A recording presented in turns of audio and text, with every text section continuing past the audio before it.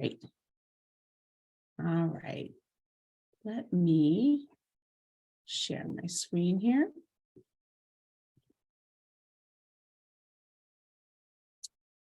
So welcome to Demystifying New York City Council discretionary funding.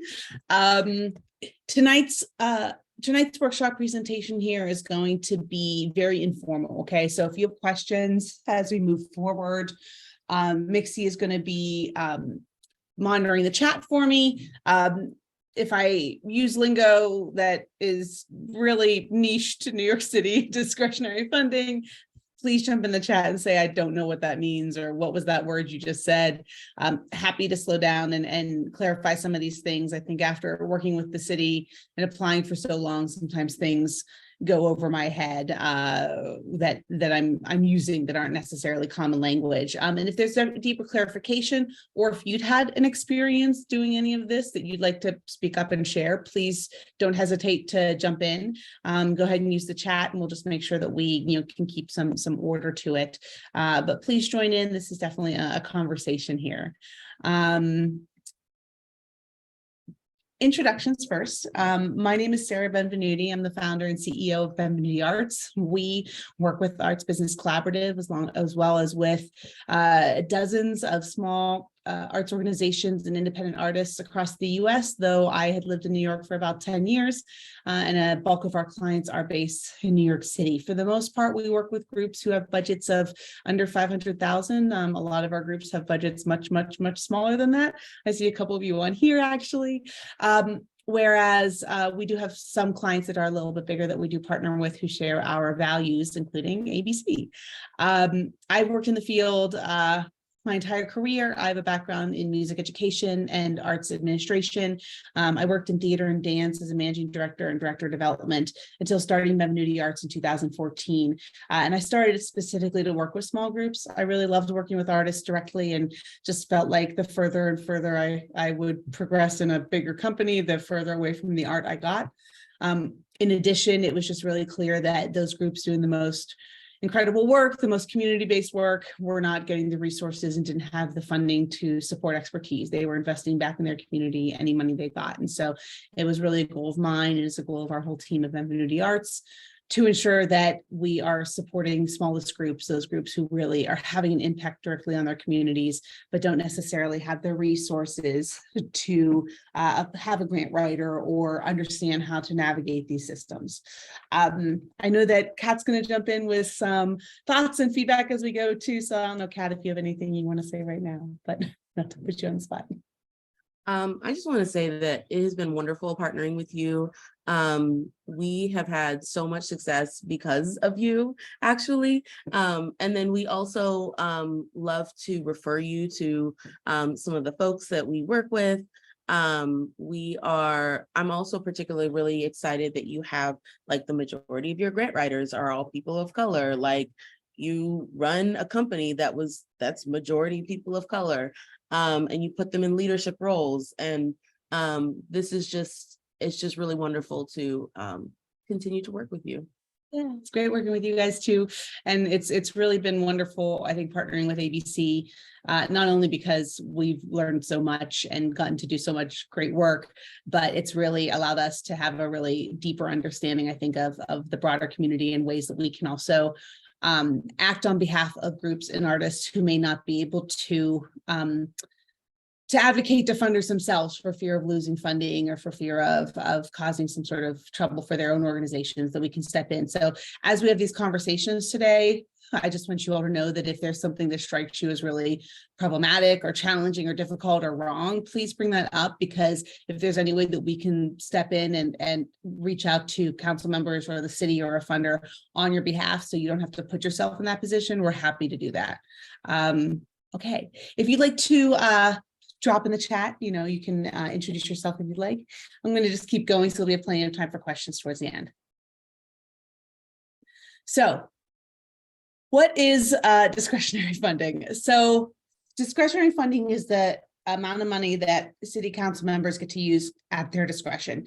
And this comes in a variety of forms for the budgeting process, but basically this isn't a specific budget for an agency or for from the city. It's the money that the council member gets to allocate in their district as they see fit. Now, there's a big difference between allocation and actually distributing the money. And so just keep in mind as we're walking through this process that your council member decides who gets the money, decides what pools of money that comes from. They are not the ones contracting you. They are not the ones who are then making sure the money gets from the city coffers into your bank account. That's important to keep in mind because this is one place where it becomes really challenging to get discretionary money when you're not aware of who's going to be contracting this with you, and how you're going to get that money from the city. But the New York City Council members do make these decisions. So that relationship is the most important one for you to have a close relationship with someone in their office, for them to know who you are, and for them to know your preferences around all the things we're going to discuss today. Because often they will make decisions just off the cuff very quickly, trying to reach as many people as possible along their own priorities. And they won't necessarily know things like, oh, we would prefer to be contracted by the Department of Cultural Affairs, not the Department of Youth and Community Development. We've had some groups fall into these challenging spaces between agencies because the city council member just didn't think about it or didn't prioritize it. So do make sure that you keep these lines of communication open with your council member's office if you are able to get in touch. And these things we're talking about today, take some notes, do bring them up if you do have those conversations. Discretionary funding, of course, they have that money they can spend at their discretion, so they can allocate it as they see fit. There's money that doesn't have any sort of programs or rules necessarily around it, deep rules around it. But then there are the initiatives. So in addition to like a general pool of money that they're granting out, they get money under different city initiatives. Some initiatives I'm familiar with because of the arts are the Cultural After School Adventures Program, CASA. And this is money specifically for free after school cultural programming in schools. This is a specific line item. So there's money they get that's just their, like, I don't want to call it a slush fund, but it's, it's that slush fund of money they get to grant out. But then there's a whole different pool of money under something like CASA, under something like Su Casa, which is a similar program, but for senior centers, programs in senior centers. There's funding under the Cultural Immigrant Initiative. So if you work with immigrant populations in New York City, if you provide programming in languages other than English, these might be initiatives you want to keep an eye on or make sure to bring up with your council member. We're going to go through these, but there are so many initiatives, it is going to be pretty impossible for us to know all of them or which ones are going to best fit your group. So this is another word to remember when you're talking to your council person's office. Are there any specific initiatives that you're looking for partners on? Because they may bring up an initiative that you didn't think about or you didn't know about, but your group somehow fits within. For instance, we worked with a group called Houses on the Moon, and they did a storytelling piece where they would work with individuals whose lives had been affected by gun violence, take that storytelling and put it into a theater piece that then the community would perform, and they'd have discussions around. There are a few city council members who gave them money under the specific anti-gun violence initiative, which isn't necessarily an arts initiative, but because they were partnering with local community groups across the city to do this work, these city council members wanted to use this funding to make sure this happened in their communities. That was one of those things that we only knew because they, with their community partner, they engaged in that conversation with their city council person. We're going to go through some of these initiatives, so I'm not going to run through a list right now, but that's another word to just keep in mind when you're talking to a city council member. Question, can you ask your city council member, are there any specific initiatives that the city is looking for partners on? Absolutely. Oh, yes, sorry, that's what I just said. City council members and their staff are going to make the decisions. The applications are kind of a formality.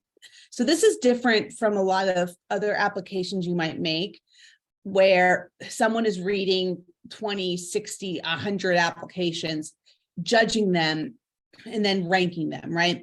That's how the Department of Cultural Affairs makes funding decisions. That is how a lot of foundations make funding decisions. They read everything that comes to them and they judge those applications. That's not necessarily true for city council. City council members are probably going to review those applications, but they're not necessarily sitting down and scoring them to see who wrote the best application.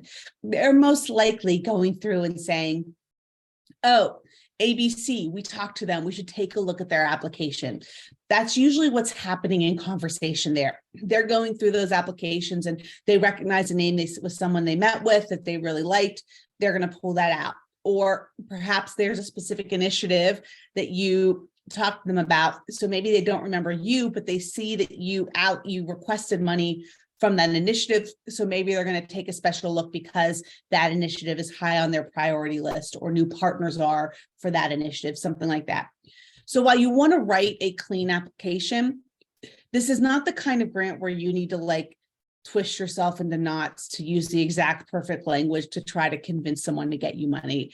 Write something thorough with the right detail, but I wouldn't get too worried about your storytelling here. I think a great example of this for me is a group that we worked with last year, Para Arts, phenomenal group, incredibly tiny, started by 2 Ukrainian immigrants, one who has cerebral palsy, and their application, while with lots of detail, they would tell you themselves that the storytelling, the narrative quality of it wasn't that great because English is their second language and they do have a challenge writing English. We support them now with some of that writing.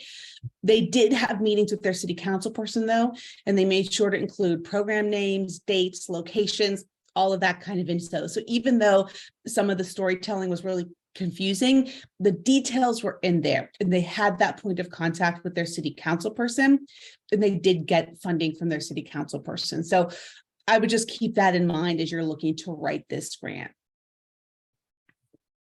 All right, we'll move on. What's the most important thing with city council funding? Get in contact with your city council person. They say this at the city council funding workshop. I'm going to reiterate it. Because this is not like a panel reading and judging your grant, it's really, really important that someone in that city council office knows you and knows you're applying. They are busy. They are not the easiest to get to respond to you. So I would just say perseverance here is the name of the game. Call, email, call again. If they have a community event, show up. Try to get in touch with them in any way you can. And if they're going to give you a meeting with someone, I don't know, in the budget office or some person who's like an assistant to someone else, just take it. Take it to have that initial conversation to understand their priorities. I would also say that anytime you're doing anything that's open to the public, invite them. Ticketed, paid, whatever. Invite them to, hey, we'd love for one of your team to come and see one of our school programs in action. We have a performance. We'd love for you to see it. We're doing a public activation of some sort, whatever it is. Invite them. Someone from their office may show up and that's going to be really good for you. They may not. Keep trying. I will also tell you to keep this in mind. If by chance you do get someone telling you that the city council member themselves is going to show up, expect them to want to say something. Expect them to maybe want to speak or shake hands. So as you're inviting people to something, just keep that in mind. I definitely think you should just invite. The chances of them showing up are slim to none. If you don't have a relationship, you'll likely get a staff member and that's perfectly fine. But you know, if a city council member shows up, they do want to say something. Kat, go ahead. Yeah, that's a really good point. I also wanted to mention that you're not being annoying if you are following up with them. We actually tend to do a scheduling outreach. We plan to do at least 5 of them. They are your elected officials. They are there to make sure that they are representing the community and you are connected to the community. So like, don't be shy about following up and emailing. Call the district office, call the field office, the district office and the legislative office. The district office is the one like actually in the district. Legislative one is at City Hall. But yes, like keep calling, be annoying. This is not a place for you to be shy about contacting them.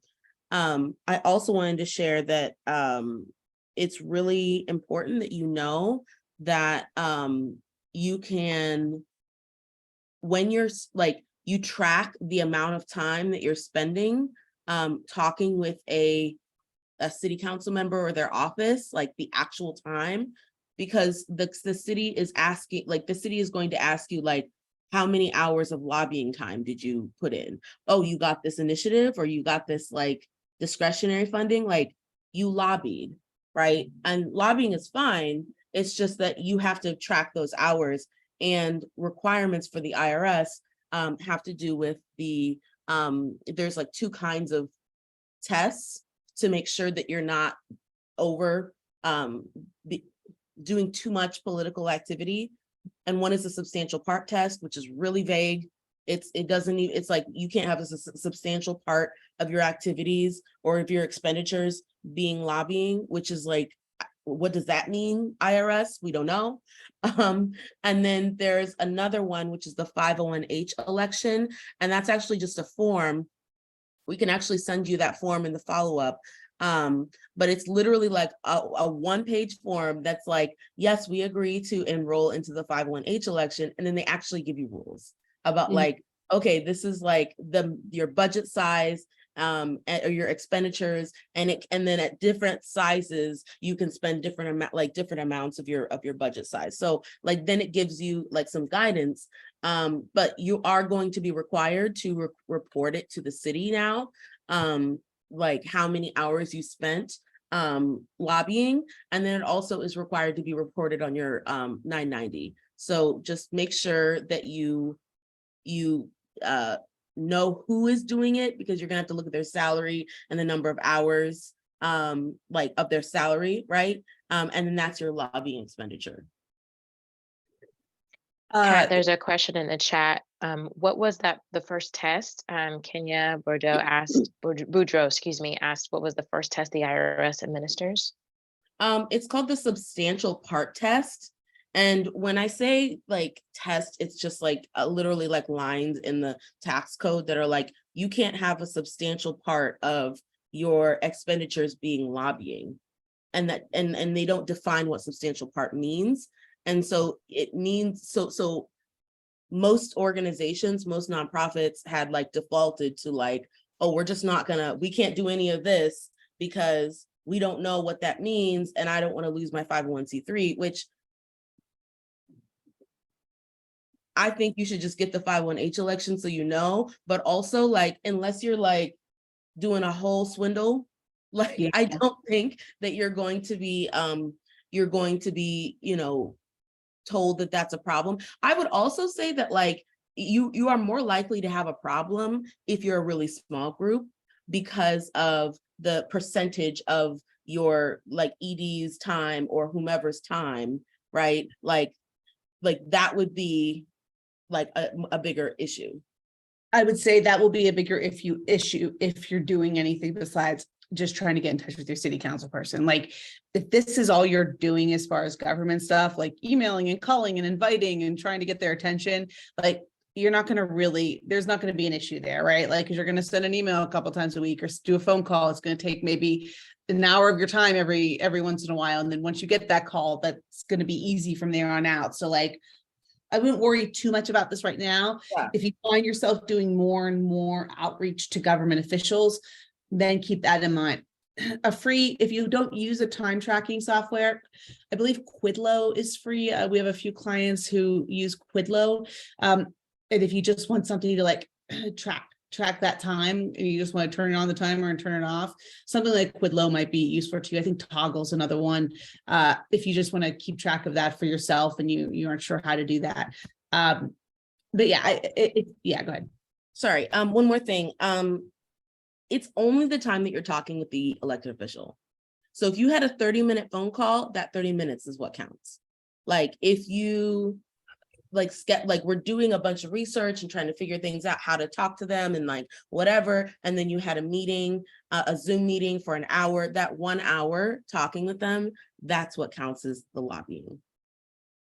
I hope that is like clear so that you don't have to like be worried about like, oh no, I can't prepare too much. Like you definitely can, It's just that like the talking to them. And because you got the money from city council, they're going to expect that you're going to report X number of like not a minimum number of hours, but like some kind of lobbying. Like they're going to ask that question.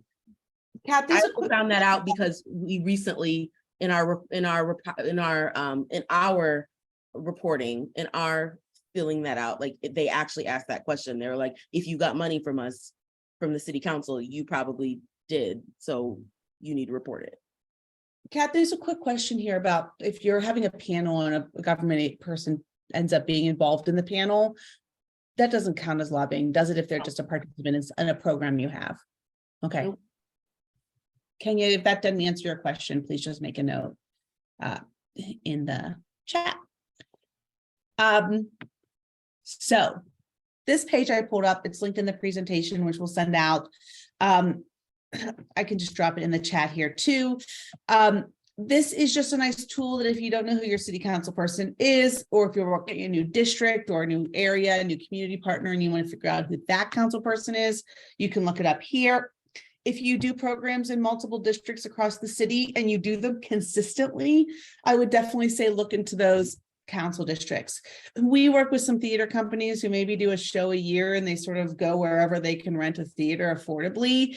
We're not having them apply in their districts. They don't consistently provide services to that district.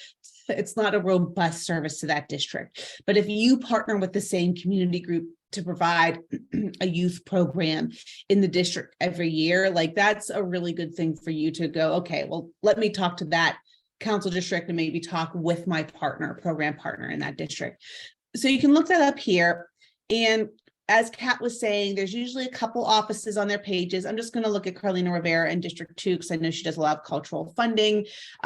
So on here, you can see district office, legislative office, send an email, and they tell you which the email goes to.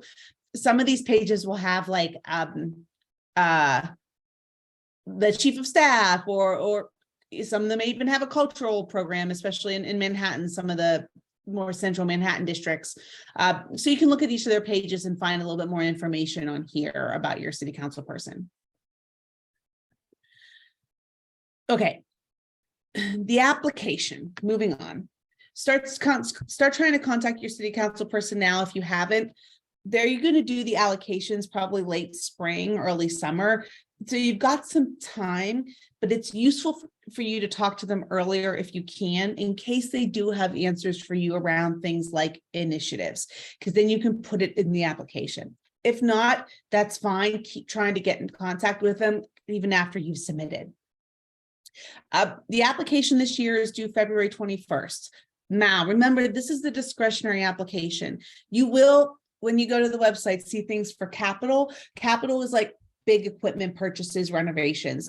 The city only does pretty sizable capital grants. So unless you have a major renovation happening, or like a large equipment, like a large like lighting and sound system that you're installing, city capital is really not where you want to be applying. You really want to make sure you go to discretionary funding, or else you might get a little confused. This is the discretionary funding site that link takes you to. You can actually look at expense funding for past years to see who's gotten funding. This is a nice little tool because if you do apply sometime in usually August, they start putting these numbers in here, late August, September. So you can see if you've gotten money sometimes before your council person even gets in touch with you. You can also see other organizations. So if there's a partner you've had or someone whose program looks similar to yours, you can look in this tool, which is not loading, which is awesome.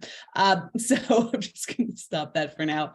But the discretionary application, which is this link right here, takes you to this page. I'm just going to log in to this site. You just create an a login. This is not a great website. I will just tell you that. If you navigate away from this, it's going to take you forever to come back in.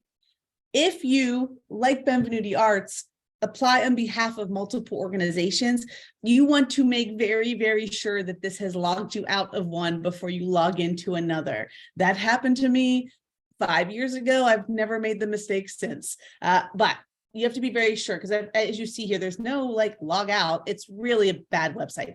But if you go in here, there's the basic instructions. There's your organizational contact info, which is, legal name of the entity, EIN number, some basic questions here that you should know the answers to. If any of them are confusing, then the answer is probably no. One of the things that you want to keep in mind is that the New York Charities Bureau, if you are a New York State charity, if you're not filed as a corporation or LLC or something like that, you should have a number in the New York Charities Bureau. If you're filed as a New York State charity, you should be submitting a CHAR 500 form every year when you submit like a 990 to the IRS. Many of you are fiscally sponsored, so you're not doing this. But if you are not fiscally sponsored, then you need to figure out your charities number, and you need to make sure you're filing that form every year. It's just a 6-digit number, no problem. This is a great search. We work with lots of clients, so I'm always looking up their charity bureau's number if I don't have their CHAR 500 form with me.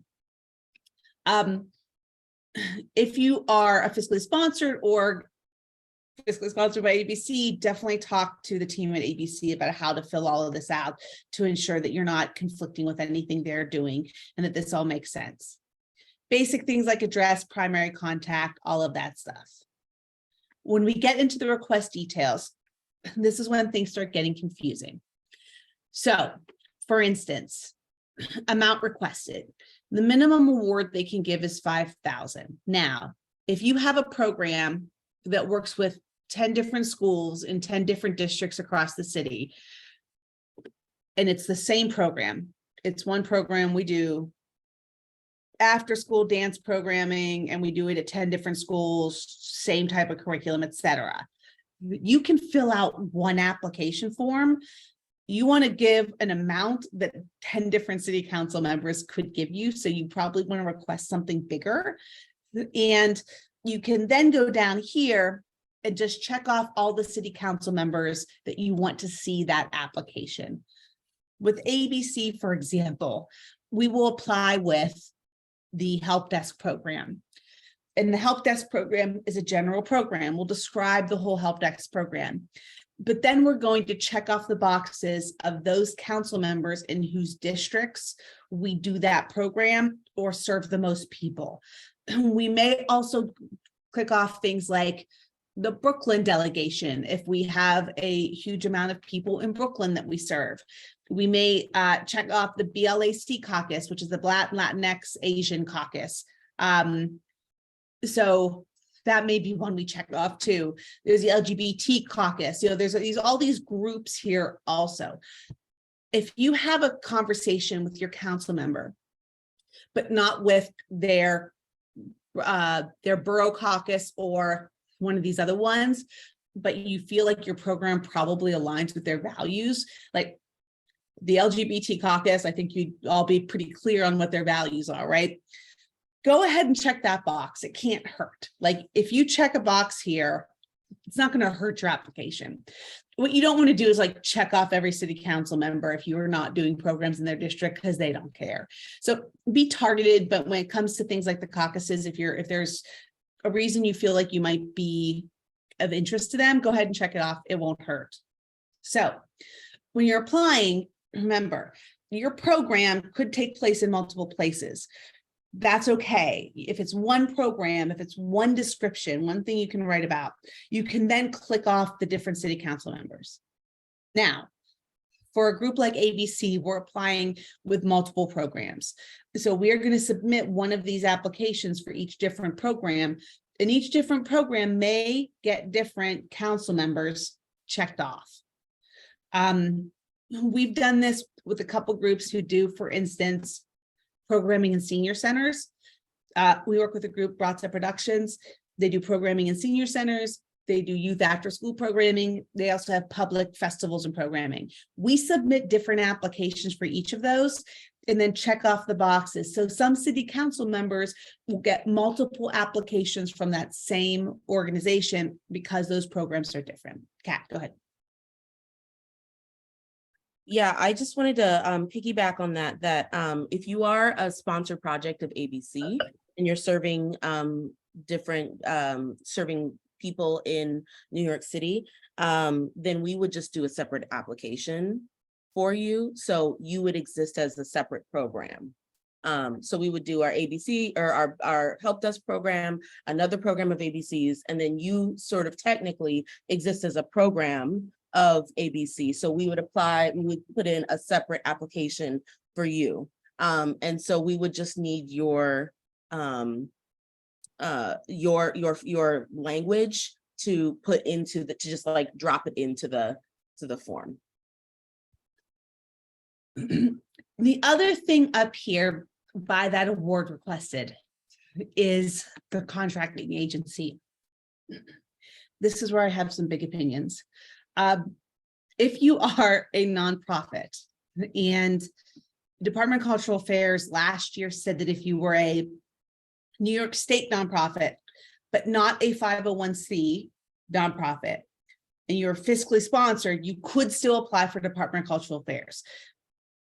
That's dumb. But if you happen to be one of the few organizations that lives in that weird middle ground, you're not a 501c3, but you are a New York State nonprofit, fiscally sponsored by ABC, great, you can apply for Department of Cultural Affairs. The reason that's important is because Department of Cultural Affairs cannot act as the contracting agency unless you have an application on file with them.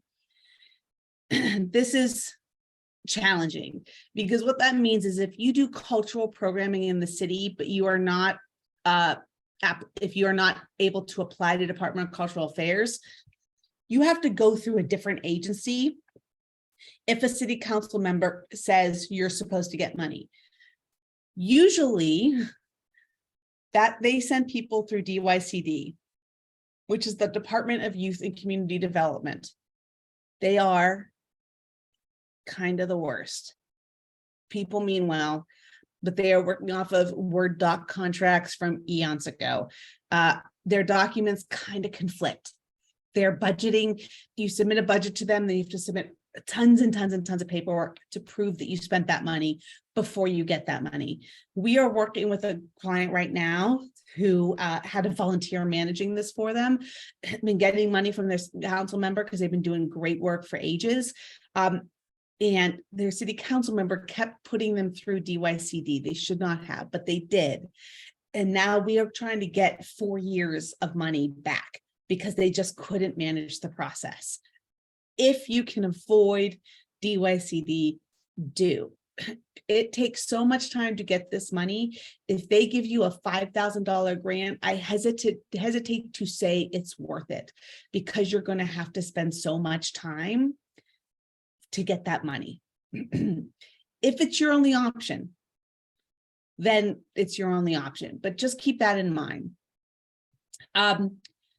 I know groups who have gone through the Department of Ed because they do an educational program. You usually, I think, have to be a vendor with them to get that, but you could, if that's appropriate for you, you could go through the Department of Ed. I know groups who have gone through Department of Aging for senior programs, Department of Corrections if they're working in the Department of Corrections, things like that. You can look at these different agencies. If you've had a relationship with a different agency and your program fits under what they do, you could try that agency. But the ideal thing for cultural groups and cultural programs is if you can contract through the Department of Cultural Affairs. Their process is easy. It's a simple contract. It's a simple reporting process. While they give you the money late, you won't get the money till about halfway through their fiscal year. So about January, even though their period starts July 1, you don't get money until like January, February. It's still an easier process than some of these other city agencies. So just keep that in mind. If it's not open to you, don't let that discourage you. Just know going in that you're going to have a lot of paperwork with some of these other agencies and try to avoid DYCD if you can, if you have a connection to another agency. Okay. I just also wanted to point out that I don't know about all the agencies that are on here, but similar to like DCLA that requires you to have an application on file, there may be other requirements for different agencies. So make sure that you are in contact with somebody at the agency, if you can, to just try to figure out, like, do they need do they need an application on file? Like, do they need you to fill out this form over here, you know, or whatever, because this process is so opaque, it becomes really easy for you to miss out on funding because of a technicality. We're going to come back to this later, but some of these other agencies, DYCD included, require you to be pre-qualified on HHS Accelerator, which is I'm going to link to later, and Passport. Neither of these are hard, but they're annoying. I'll come back to them later, but that's like Department of Cultural Affairs does not require these things, whereas these other city agencies do. Going down through the application, we've got more of these citywide initiatives. There is a huge list of these. Art as a Catalyst for Change is one that we've gotten funding through before. The Cultural Immigrant Initiative wasn't on here, and I wonder if it went away. That would be weird. The Cultural After School Adventure Program. Oh, Right there. Cultural Immigrant Initiative. There it is.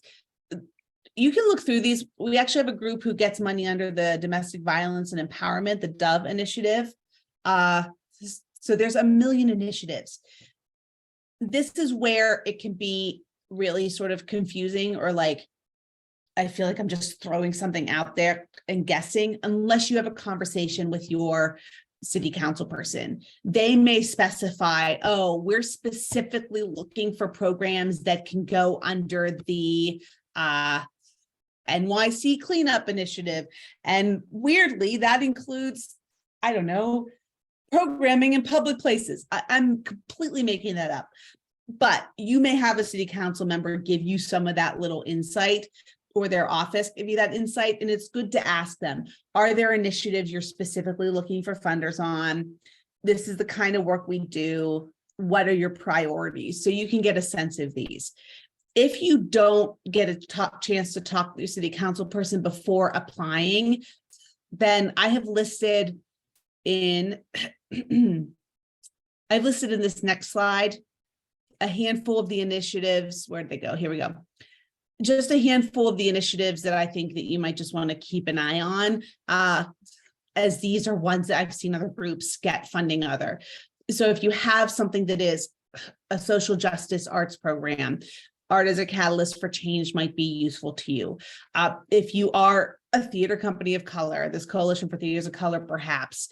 Cultural After School Adventures is free program after school. You do have to have a school partner.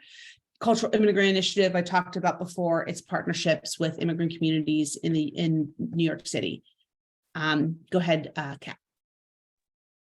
So I don't know if you had seen, but in the drop down for the different initiatives, you might have noticed that there were some that were literally named after specific organizations that you know of, like Child Mind Institute has one, I think. They had one in the past. Big Brothers, Big Sisters, Big Brothers, yeah, like and like Ghetto Film School has one. So these organizations have specifically like lobbied multiple council members to get a line item on the budget for the city council. And so that is something that one can aspire to when you have a lot more time and a lot more a lot of programming throughout the city, because it is going to take you multiple years of lobbying basically to get this initiative on there. One resource that is useful for that kind of a thing is the I think it's called the City Budget Office. I can't, I'm gonna find it, but like there is an actual independent budget office. You can ask the questions about like, how does this happen? How do I do this? You know, whatever. Most people truly got these because they hired lobbyists to do it, because it's so many twists and turns. And for somebody to figure it out, they hired somebody to do that. So I just wanted to let you know about that. Kenya, I saw your question in the chat, but you also have your hand raised. Just want to jump in? Yeah, I can go ahead and jump in. So one of the things that we have been encountering as far as difficulty with fundraising, let me know if you can also hear me. I didn't see my thing in green. Okay, is that a lot of times when there is a, for instance, I'm looking at the HSS Accelerator, I signed up. The first thing that it asks though is always search for an EIN or input a TIN. As a fiscally sponsored project, we don't have one that's unique to our own organization. So we can't actually look through a lot of the grant databases, which limits, that's a hard limitation for a fiscally sponsored project. How do we get around that? Like, do we have to just continuously request that grants are passed down to us, or, you know, we really lose a lot of agency that way? Yeah. So for us, okay, well, first, most fiscal sponsors just won't let you apply for government funding for this reason. The government does not care about like fiscal sponsorship as a thing, really. They're just like, are you following the tax laws or not? And so usually, so that's one thing. The second thing is that ABC will allow you to apply. We just need to work with you ahead of time so that we can literally go through and sit on a Zoom and like look through all of the initiatives that might make sense for you. We can also show you how like to read the city's Schedule C, which shows you all the different initiatives that were funded in the previous year. And then that might be a way that you can also see the different initiatives that are there. But essentially, because you don't exist independently, you would have to plan to put together your application in like in a Google document, and then send it to ABC to plug it in all the things. But before then, obviously, we could plan and make sure that we put all that stuff in. But Kenya, if you just contact Carolyn to just schedule a meeting, then I will just spend some time and we will just go through and we will do it. As many hours as it takes, we will figure it out. Thank you. Yeah, I guess with that, the one thing I would say is like, does that also create issues down the line if there is a grant that's available to multiple organizations, but maybe there's multiple fiscally sponsored projects under one EIN that are trying to receive it or compete for it? No? Okay. It wouldn't be a problem because remember before we had said if you're a sponsored project, you would put in a different application for a different program, right? So you act as a different program. And so then it's just like you click off what's relevant for your program, they would click off what's relevant for their program. And they may be applying for the same pool of funds, but like it's not, that's just the way, that's just kind of the way it is. But it wouldn't preclude you from being able to put in the application if 4 other sponsored projects are putting in that application. The one thing I would say is to just know in your own planning, if a city council member is like, yes, we love you, we want to give you money, then you have to go through a fiscal sponsor.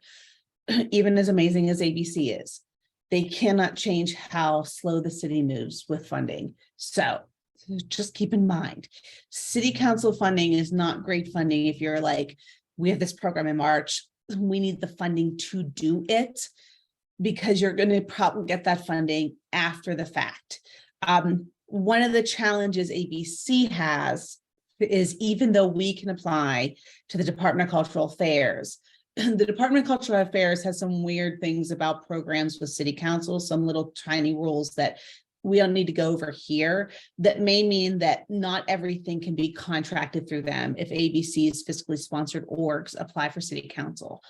So you may still have all that time of submitting some budgets and receipts and stuff to get city council funding.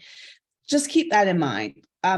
City council funding can be great. If a group can't go through Department of Cultural Affairs, we have a good conversation, at least we do at Benvenuti Arts, have a really serious conversation with them about when they can expect that money, because they're super small and they need that money in hand to do the program. That may not be possible. It's stupid. I don't understand. Well, I understand why they do it that way. I hate that they do it that way. It just makes no sense. And I could go on and how about it's just how keeping the same structures in place because people who don't have money can't apply because they're not going to get the money in time. That being said, it is just something to keep in mind when you're looking at city council funding. It's a pain in the butt process to get the money.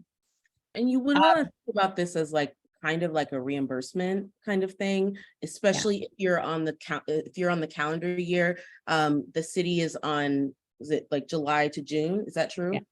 So Yeah. July to June. So then you would basically be applying in January for the work that was done, the work that will be done.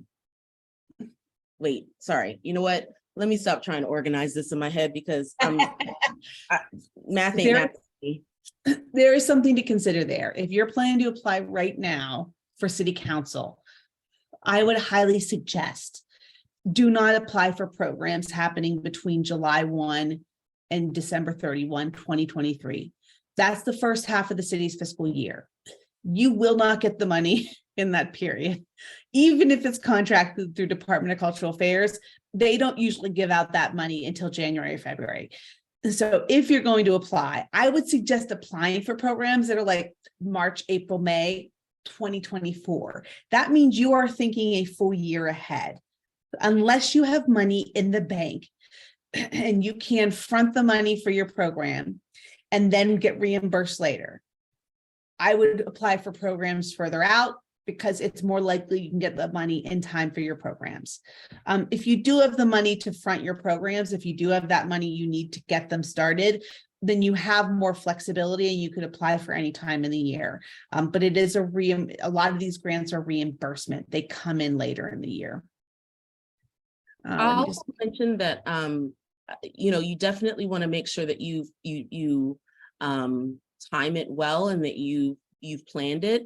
But there is bridge funding for organizations that have pledged money from the government to do work, but the government is governmenting, and it takes a while for you to get that money. I believe it's called the Fund for the City of New York. But I can send this, I can share this with Sarah for the follow-ups. But they will provide you low cost loans to be able to get the funding earlier, based upon like a contract that you have with the government. This link that I put on the chat is just a template. We create these for every grant we do so that we're working from the same document. This is everything that is on this page. So if you want to duplicate this for yourself and work from it, it's a good place to start. And we'll go through some of this a little bit more here. Moving down, it's basically all the initiatives as well. Did you copy all the initiatives in the drop down? I believe we did, or we copied. Let me see. Yeah, we've got all that. Yeah. Nice. Okay, perfect. So then you have all that you need, even if you don't have access to the portal, to look up those things and to make sure that you can apply for that. This is Mixie gave this to me earlier. This is also that Schedule C that Kat mentioned that has all the outlines of how the money has been allocated for FY23, which is the fiscal year we're in right now. Moving down, a lot of these questions. Oh, go ahead, Kenya. Yeah, I was going to ask, so when requesting funds from a council member, I think this is kind of, maybe it's an obvious question, but do the funds need to be spent within their jurisdiction or within the state that they represent? Can they be used for national programs or international programs? No, okay. No, city council member is going to want you to do something in their district. Again, the exception might be something that hits several districts or serves several districts, but they're going to be hyper focused on serving the people in their district in New York City, so that money supports New York City.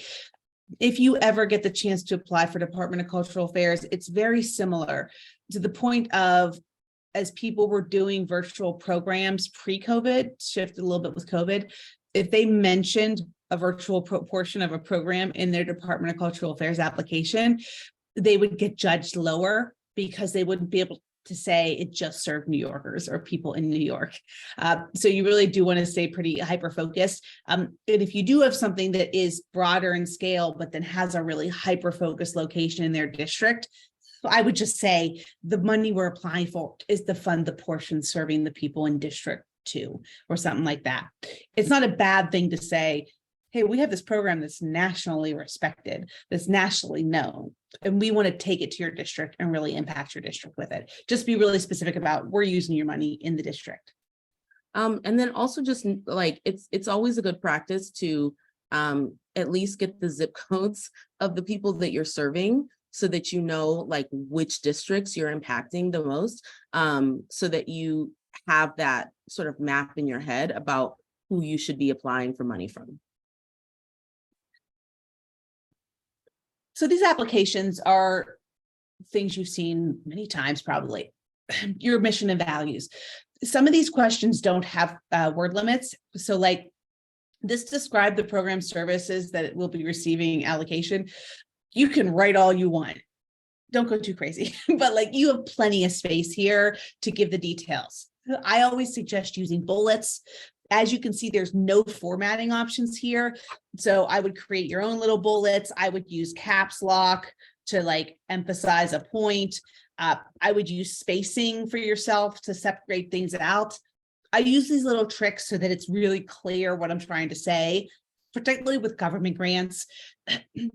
There are some government grants that there is a little artistry to them. City council is not one. You want to get them the points and you want to make them really excited. So just like get the bullets out there, give them the good overview, maybe give them something inspirational, but do not feel like you have to like write some lovely prose.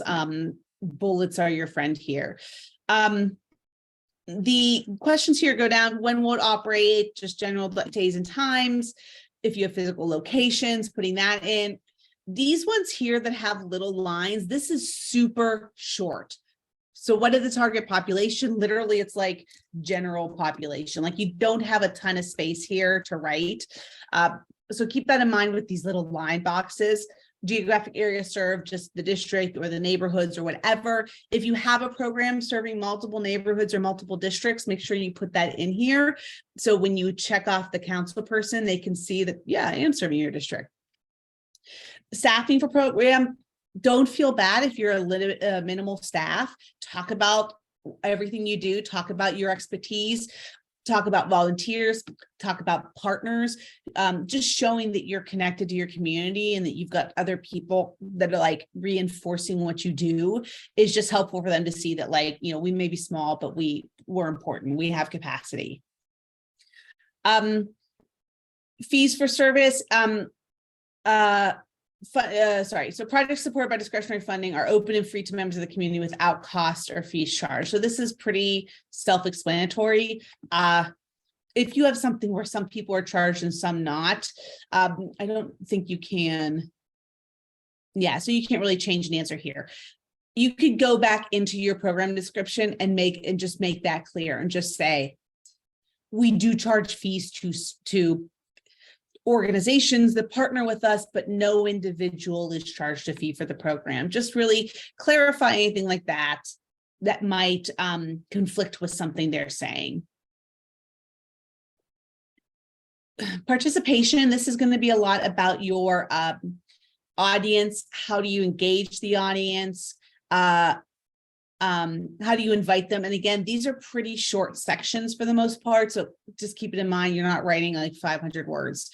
Community benefit, this can be just a little bit of everything. It can be arts education. It can be to uplift the voices in this community. It can be economic development, like whatever it is, just go ahead and be explicit there. If you have a religious affiliation, then you're going to have to, answer yes to some of these things, but this whole box, even though some of the questions don't say religious affiliation, this whole box is about religious affiliation. I know that has confused some folks in the past. So if you don't have any sort of religious affiliation, it's just no, and then you can move on and you don't have to answer these questions that aren't required. If you've done this program before, which is pretty important, the City Council will fund new programming.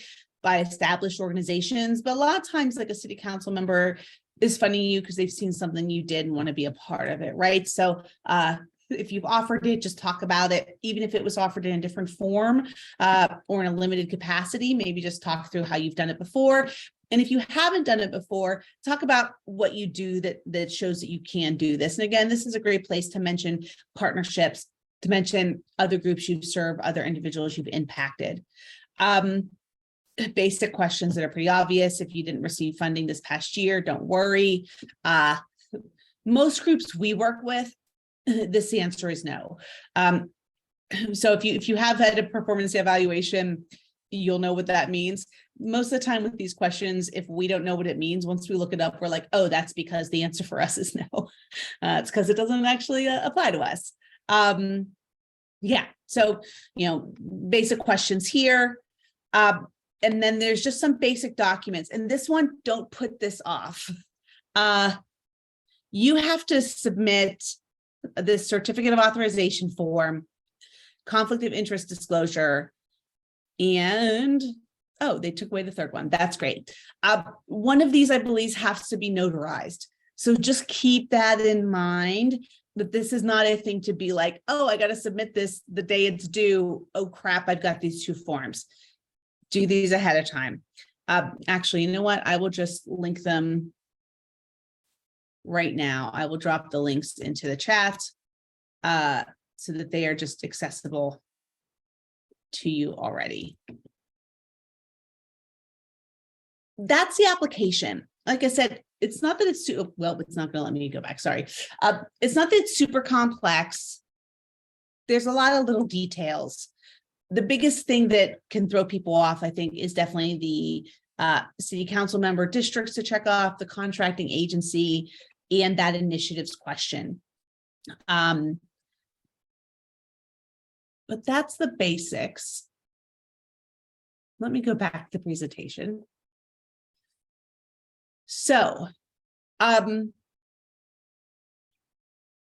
we've talked about the Charities Bureau, we talked about the applications, and I believe we hit through all these questions.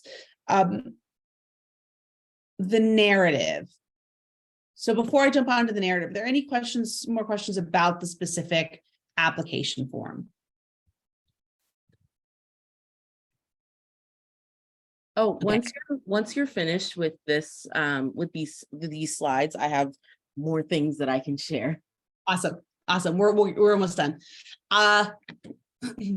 Narrative. Keep it simple and straightforward. Like I said, bullets are your friends here. Don't worry too much about like the artistry of writing. Be clear, be detailed, but this is not something where you're inspiring someone with your prose. Who are you? What do you do? What's the project? Details, dates, number of people you want to serve, partners of the community, when and where is it happening, who is involved. All of that stuff's really important. We talked about the Department of Cultural Affairs. If you are not a nonprofit, a New York State nonprofit, you cannot apply to the Department of Cultural Affairs. So you do want to have a conversation with ABC or your city council office about these other contracting agencies and where your programs fall. And as Kat said, if it is not DYCD or Department of Cultural Affairs, you probably want to contact that agency to just get a little bit of information about how they work. Because like I said, I'm familiar with DYCD. I'm a little familiar with the Department of Education, but most of my groups that get money through them, it's a direct contract for services. So I can't even give you too much detail there about city council funding through them. DOE requires an MTAC, which is it's a pain in the butt. The worst vendor application I've ever seen in my entire life. It's just disgusting.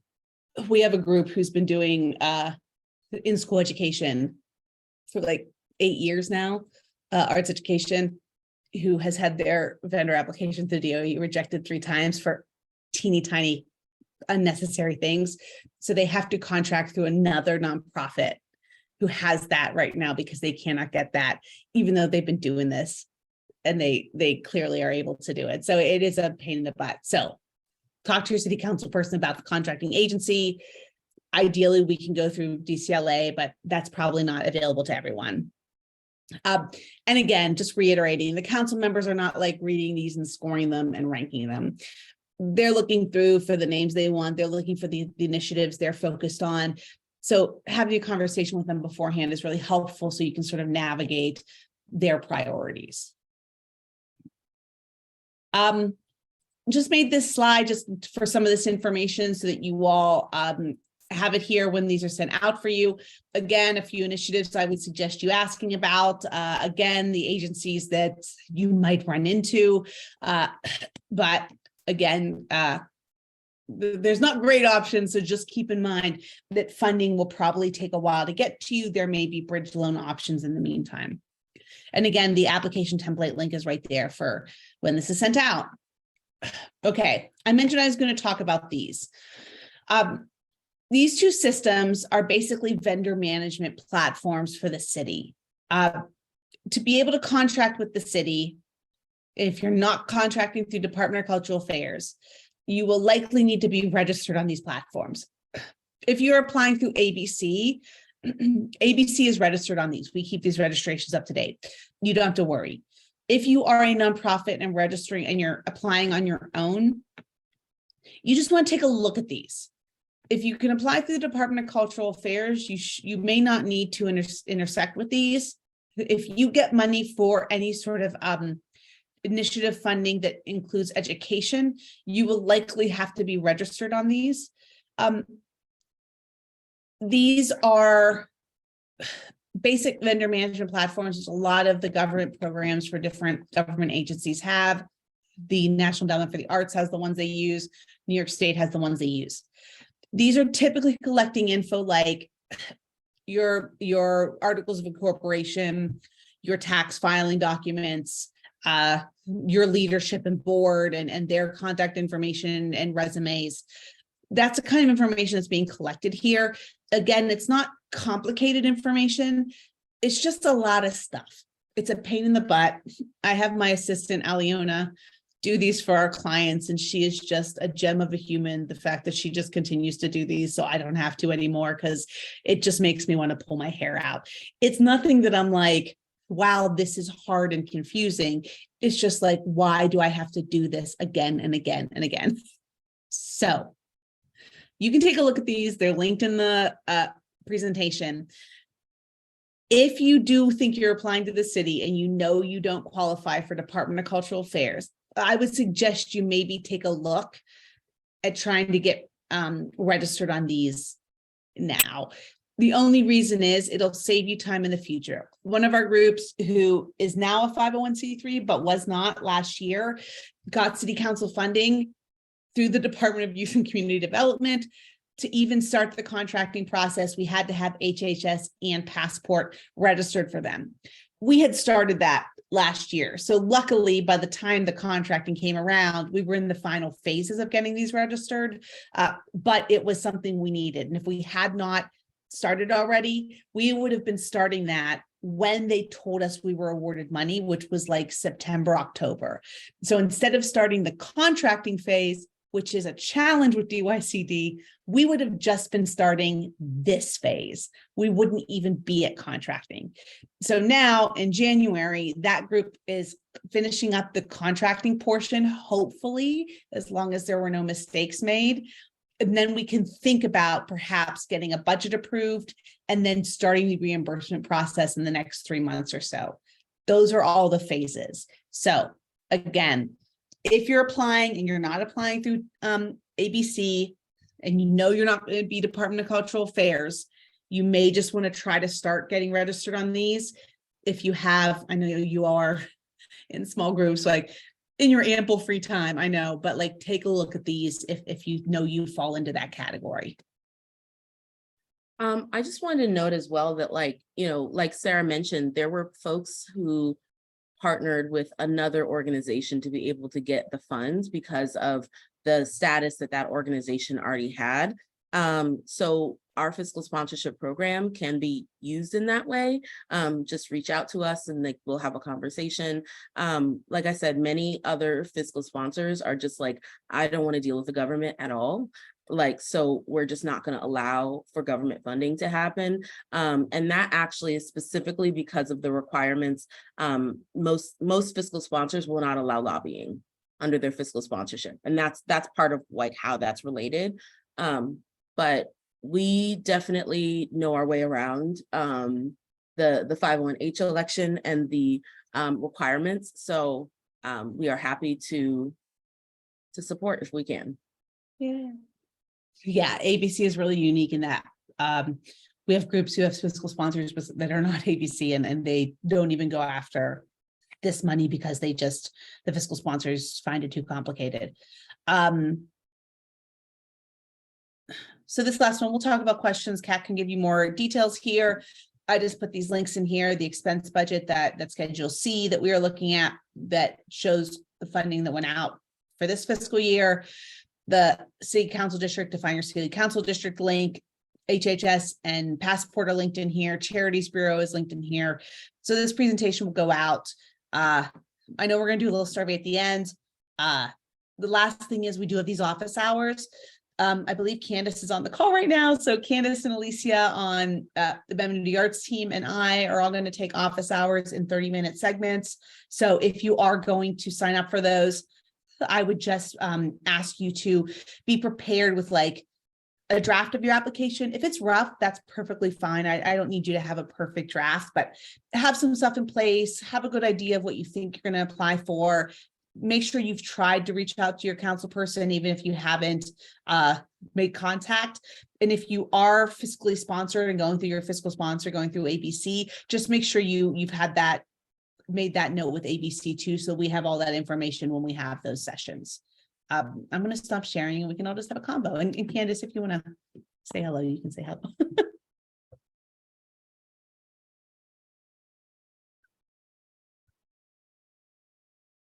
Mixie. Yes, can you or Kat speak to a reason why a city council member may have an additional application that they want you to fill out before applying for discretionary funding? Yeah, so sometimes when you are in touch with your city council office, they may send you a supplementary form.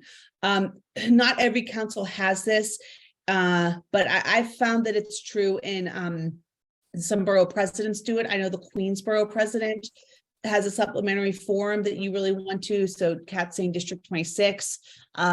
District 3 used to, but I think since Margaret Chin's not there anymore, I haven't seen it go out. This is just extra information for them because this form that city council has is pretty it's just basic information that every city council member will gather. A city council member who has specific goals or promises they've made to their community, priorities, may want to gather a few other bits of information ahead of time. There also may be something about the timing of the process for them. So they may want you to submit this other form that they can review more quickly to help them in their own prioritization and prep for when they do get the actual applications and get into the budgeting process. So this is another reason to be in touch with your city council office, because if they have you on record as having reached out about discretionary funding, they will likely put you on a list to just be sent that form if they do have an extra form. Oh, I also wanted to add that I believe it, like if you go to a borough delegation, if you click that box, they may want you to testify, and that's fun. So you sort of have like 2 minutes to describe like, this is the organization, this is what you're doing, and this is why you know it's relevant for the all of Queens. And so I'm not sure if they're doing like testifying on Zoom still, or if you have to physically go there. But just note that like they may come back and like have you do that. I've only seen that for the delegations. I've not seen that for anything else.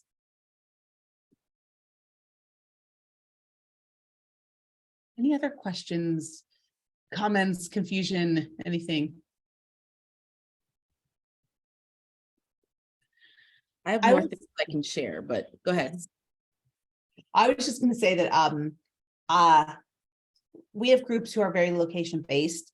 for instance, they have a theater or they work with the same community center or something like that. And the great thing is once they get in with the city council, it's pretty consistent. Like, as long as they don't screw up that relationship. For some of them, even if the city council member changes, but they've made sure to get in touch with the new city council member, they can pretty consistently get that money once they do get it. And then it gets easier once you get it the first time and you've gone through the process and you know how to manage it. So I'm talking a big scary game about DYCD because they just give me the sweats. But in the end, like we have some groups who are like, yeah, we know what we're getting into with DYCD and they just do it because they just know at this point. So I don't want to scare you off in case I did. Mixie, go ahead. Yes.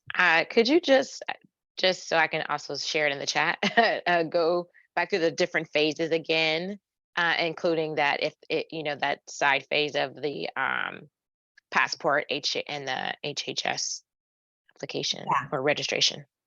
So at this point, you don't necessarily have to be registered on HHS or passport if you're applying. If you are your own 501c3, or if you are applying under some other entity other than ABC, you may want to look into just starting that process on HHS and passport just for peace of mind. But right now you apply. Hopefully you talk to your city council person soon or before the application date, or at least try to, in case there is this supplementary format that we talked about already. That's all going to happen now. They are likely going to do their budgeting decisions sometime in late spring, early summer. You will likely hear, or you can check that website that I said you can search discretionary funding. You can usually check that late August, and they've started posting those things. That's typically when the award letters go out. So your city council person may send it, or if you go through a different agency, they may contact you. If you see that you've been awarded something on that award website and you haven't heard from anyone, reach out to your city council office and be like, hey, I see that we got something and I haven't heard from anyone, and they can clarify for you. Once you get the award from some agency, from the city council member, that agency's process is going to differ. Department of Youth and Community Development usually then at that point says you have to be registered on HHS and passport. If you're going through ABC, ABC is. So that process is already done. Once you do that, you then go through the contracting process, which is tons of pages of very old documents. Like when I started doing this like 9 years ago, they were still using like 98 Word. And I know that was 9 years ago, but there was still no reason for that. It was really bad. So you'll go through that documenting process with them. Once they accept that contract, you will then propose a budget. They will accept that budget. Then they will send it off to the office that you have to then report to. And you will get your money when you submit receipts that align with the budget you've submitted. If you end up going through DYCD, let Kat know, let the team know. We will work with you on this, because one of the mistakes we see people make in the contracting is that they submit a complicated budget. They get $5,000 and they go, well, $650 is to a contractor, $700 is for materials and supplies, $500 is for transportation. You are now having to submit so many different kinds of proof that it is making it harder on you. So if it's for $5,000 and you are paid on salary in your organization, or you're paid as a contractor, like it may be better to just put as much of your pay as possible into that budget just to get the money, So if you get that far, I think that there's another conversation to be had with the team to make sure that you're submitting something that's actually really easy to reimburse. That process can take the whole year of the year you're awarded. So you're awarded for July 1, 2023 through June 30, 2024. I mean, like I said, I've got a group that I just closed out FY19 with because their volunteer couldn't handle it, right? So it at minimum, it's going to take 9 months or so. At max, you could be where I'm at right now, trying to do 4 years of back grants. If you go through Department of Cultural Affairs, if that is where you get granted, you will likely be, the Department of Cultural Affairs will send you an award letter in like November-ish that will include both if you get DCLA money, but also your city council members award. Some people don't get the DCLA money. They don't get awarded a grant from the Department of Cultural Affairs. They just get the award from their city council. Then Department of Cultural Affairs says, sign this contract, upload these 3 documents, boom, it's done. And then they pay you the 80% upfront, 80% of your entire award upfront. And then at the end of the fiscal year, you submit a report. And by the time that report is accepted, you will get the last 20%. That's typically around September or October, after that their fiscal year is over. So just keep that in mind too. Like Department of Cultural Affairs, you're getting more money in the fiscal year, but there is still a small portion that happens after June 30th, 2024. I also just wanted to note as well, for folks when they get their 501c3, the DCLA is only allows you to fund after apply after 2 years of existence of incorporation, right? And so if you want to apply the first year that you were incorporated, and or if you want to get city council money, I think you can get city council money. You just still have to apply for DCLA knowing you're not going to get any money from DCLA. So sometimes, again, because of the requirement of that agency, you just have to follow what they have you do, even though you know you're not going to get any money. I know there's a survey, but maybe we have a couple minutes for Kat to do Kat's story hour. Oh my gosh. I don't have stories. I mean, I don't think I have stories. I just have more thoughts to add, to just provide more information and context.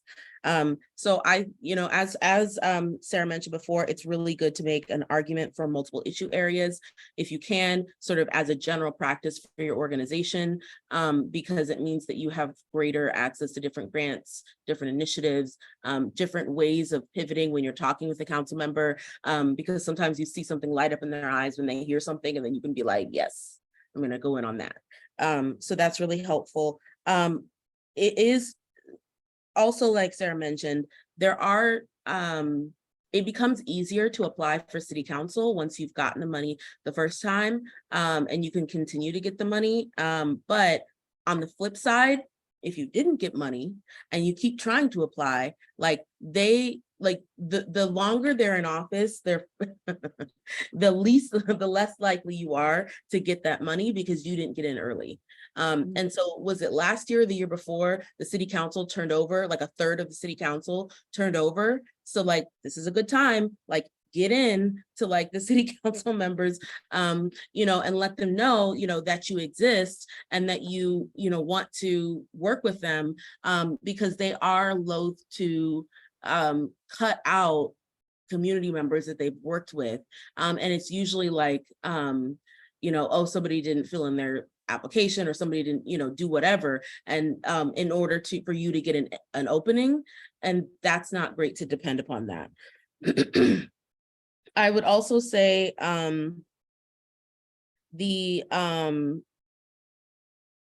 last thing is impact. So that your council member knows exactly what you are doing, have done in their district, I like to do an impact report, a little 1-page description of what you've done, what we've done in the district. We have a little narrative, a little blurb, we worked with this many people in this context to do these things. These were the outcomes, a little blurb like that.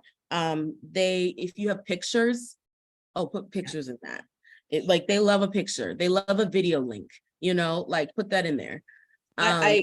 I will say I sort of went past it, but on that last page where you had to upload some of those forms that they needed filled out, there are extra upload buttons. And so you can upload really great documentation of pictures of you doing that program, the impact report, that sort of stuff. I wouldn't upload too much more narrative, but anything that Kat's saying that shows that you are doing this and that they should fund you and that it's going to get them excited, very visual, I think is a great idea. And in that impact report, it's very helpful to put in quotes from people who've used your services, and to put in like a testimonial or like an impact story or something, right, of like one group or one, school or whomever that you've worked with, because they're looking for things to use for political things. And so if you make it easy and you just deliver them the like sound bites that they want, like that's actually really, really helpful. And then also in that impact report, mention like it costs us this much to do this program, like, or per class, per organization, per client, per whatever, it costs this much. And that means that it came like it's made up of these kinds of expenses, because they do want to know like how you're structured to some degree, like not too much, but just a little bit, so they can like have some kind of knowledge about like, okay, so it makes sense that they would be asking for like $10,000 for discretionary funding, because the program in our district is $100,000. So like that makes, and they're serving this many people. So like, okay, so that makes sense. Like that I'm going to ask for that. You can ask for more than 5,000. It's just like, you're not likely going to get it unless there's a really good reason. Also, I will say that the Cultural Immigrant Initiative and Cultural After School Adventures, those specific initiatives are $20,000. However, they can go and just be like, we're gonna like put another $5,000 or $10,000 or whatever. Like they can add more money to it. It just means that like there's going to be a whole other person who doesn't get a CII or a CASA or whatever. But if you get the money, then good for you. But yeah, just note that like it's not always exactly that 20,000. And then also like they will sometimes shift their funding avenues to be able to accommodate new applicants or long-standing applicants that they want to support deeper. So they might, instead of giving you the discretionary money, they'll give you an extra $5,000 in the CII or in the CASA or whatever. And so that's why it's super important that you're making sure that you're having conversations with your council members, inviting them to things. Speak to them when it's not budget season. Like you need an actual communication strategy, even if it's just like 2 touch points, literally like one after the budget season in like June and one in like November or whatever. And then just, just to keep it fresh. Right. And so that, yeah. This is like cultivation is incredibly important. This is where, like I said, invite them to the programs you're doing. Particularly if there's a whole bunch of people in their district who are going to be in one place because of a program you did, like they need to talk to their constituents. They're going to want to be there. And they want to talk. Yeah, they're going to talk, which is the problem. I once had 3 city council members show up to a fundraising gala. We didn't expect we were going to have all 3, and it threw my timeline very, very out of whack for that event. But yeah, those events are really good points. If you're like, I'm not getting in touch with them, but I have this great event that I know they're going to be like, oh, they can't keep themselves from it because of the people that are going to be there. Invite them, get their attention, like do whatever you can at that point. When you just want to say, oh, go ahead.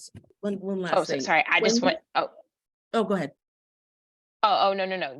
You talk. I'm just learning that there is the survey in the chat and they can fill that out at any time. Hopefully, preferably before we end the meeting. Go ahead. The people that you would speak with, you can reach out to you reach out to their scheduler if you can find their scheduler. Like often on that city council, like look up your city council member, like they may have like information there. Also on their website, they may have information about that. You want to talk to their scheduler, you want to try to meet with their budget director. Sometimes you can meet with the council member themselves, like, but that usually only happens if like you've been a partner with them for a long time or several years, and they're like, hey, Kat, I want to talk about Arts Business Collaborative, like what's going on, kind of thing.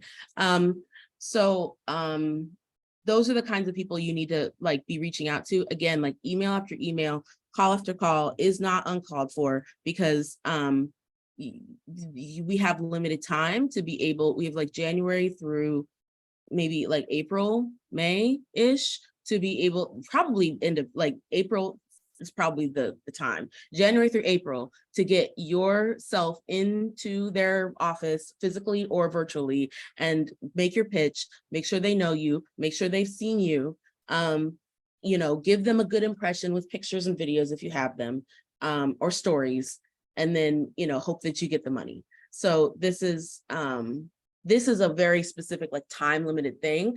I would also suggest for your other fundraising and stuff, like go a little light, like get a little, you know, like don't be so, especially if you have clients in multiple districts, and you're applying for multiple districts, just know that this is going to take a lot, like half of your fundraising time. So like you might want to pull back a little bit. I work with a very small group called NY Laughs, and their founder Suzette is just has the tenacity, has no fear, and just reaches out to city council members. And they're small, but they do comedy for free in public parks around the city, and they've been doing it for 15 years, pre-COVID, before everyone else was doing stuff in parks. And she just has no problem reaching out to her council offices again and again and again. And she's been able to get city council money in districts across the city, even if she hasn't necessarily done something in their park before.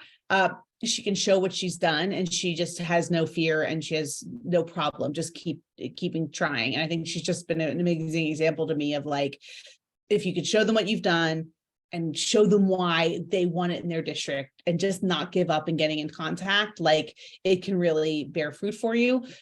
We definitely keep in mind that contract and stuff in the back end. Talk to ABC, make sure you're in close contact if you don't have your own 501c3. But those relationships can be really fruitful if you can get them started. Those first couple of years may be challenging, but in the future, it could really be a huge resource for you. And just note that if you ever want a full initiative with your name on it, this is the first steps. Is like getting council members to consistently give you money from all over the city. Yeah. That's it. Thank you so much. I know the ABC team will be following up, I think, with the presentation. The survey link is in the chat. It also has, I think, information about signing up for the one-on-ones. Candace, Alicia, and I will all be taking them. So there are a variety of different links for you can try. So if you don't find a day with one person, check out the other two. We'll be doing that leading up to the 21st. We've tried to spread it out over the next 3 weeks, just so you've got some time depending on your own schedule. If none of those times work for you, maybe give the ABC team a shout, and they can reach out to us, and we can see if we can figure something out. But it's a very busy time of year for us, so the sooner the better. So thanks for coming. All right, stop recording.